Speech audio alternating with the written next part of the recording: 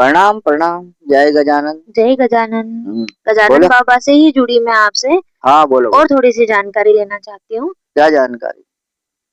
हम पहले दिन कहाँ-कहाँ दर्शन करने गए? उसके विषय में आप मुझे थोड़ा-सा बताइए, जो पहले दिन आनंद आपने लिया? जी। अभी मैंने बताई थी बातें आपको। गजानन बाबा कैसे पहुंचा मैं। अरे हम लोग बड़वानी से निकले करीब 8:30 बजे और शाम को 7 बजे पहुंचे शेगांव, महाराष्ट्र। गजानन बाबा, है ना। जानकारियां तो पहले ही हमारे पास में थी कि भक्त निवास में रुकने की अच्छी व्यवस्था है। भोजन भी भक्त निवास में, बाबा के भक्त निवास बने हुए हैं, है ना, अलग अलग जगह पे। तो हम लोग भक्त निवास विसावा में रुके। उस स्थान का नाम विसावा था जहाँ भक्त निवास बना हुआ था हमारे रुकने का। हम लोगों ने गाड़ी पार्किंग में करी, वहां विसावा में भक्त निवास में पहुंचे। रूम लिए, रूम ले लिया। हम लोग 16 लोग थे तो चार चार बेड के रूम लिया। एक एक कमरे में चार चार लोग हो गए थे। इस प्रकार से रूम भी बहुत सस्ते, 850 रुपए में। इतने वीआईपी रूम कि अगर होटल में होता वही रूम तो 4, 4,500, 5,000 रुपए से कम में नहीं वो हमको रूम भाड़े पे देते। मात्र 850 रुपए में। बहुत साफ सफाई, कमरे के अंदर मोबाइल चार्जर की व्यवस्था, कमरे के अंदर मोबाइल चार्ज करने पर मोबाइल रखने का स्टैंड, बहुत बारीकी, साफ सफाई। और रात के 3 बजे से गर्म पानी मिलना चालू हो जाता नहाने के लिए, तो सुबह 9 बजे तक चलता है। ऐसी व्यवस्था वहां पर। बाबा के यहाँ बहुत अच्छा लगा। हम लोग रात में वहां रुके। भोजन भी हमने भक्त निवास में किया। भोजन बहुत सस्ता सुंदर था बाबा के वहां। मात्र 60 रुपए में थाली। एक थाली का 60 रुपए। उसमें थाली के अंदर 6 आइटम, 2 प्रकार की सब्जी, एक दाल, चावल, चपाती और एक मीठा। मीठे में हलवा दिया था उन्होंने, और अचार भी था साथ में। और सलाद में पत्ता गोभी, सलाद भी था पत्ता गोभी का बाबा के वहां।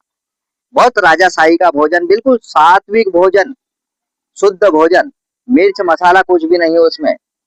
फीका, एकदम सात्विक, कि किसी को तकलीफ ना दे और किसी को नुकसान ना दे। इस प्रकार का सात्विक भोजन हमको मिला खाने के लिए बाबा के यहाँ।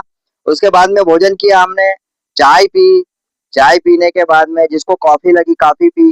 वो चाय कॉफी भी वहीं बाबा के सदन में मिल रही थी।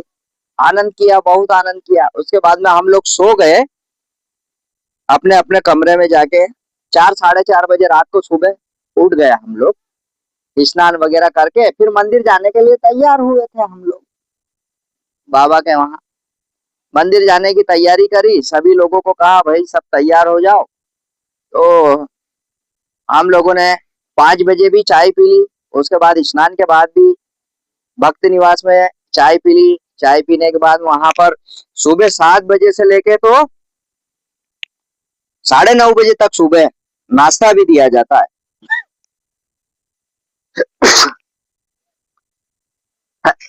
सॉरी, छींक आ गई। हाँ, नाश्ता भी दिया जाता है वहां पर बाबा के यहाँ भक्त निवास में।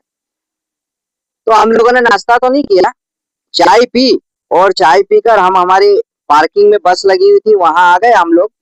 मेरे को मेरे भक्तों ने, साधकों ने व्हील चेयर पे लाड़ प्यार से लेके गए। और मेरे को ज्यादा कहीं चलना नहीं पड़ा। जाकर हम लोग बस में बैठे। बस में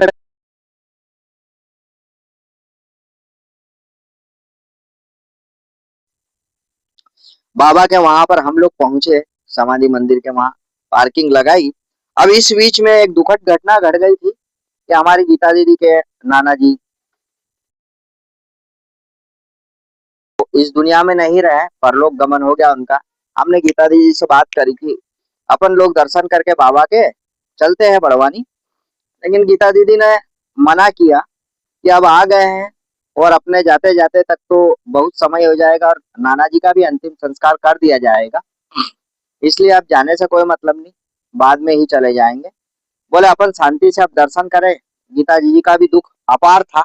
उनको सभी ने सांत्वना दी। बस सांत्वना में ही नहीं दे सका उनको कि क्योंकि मैं भी अब बाद में बात करते हैं। ठीक है, अभी तो इतना ही बहुत है, अब ज्यादा नहीं बोल सकता मैं। जय गजानन।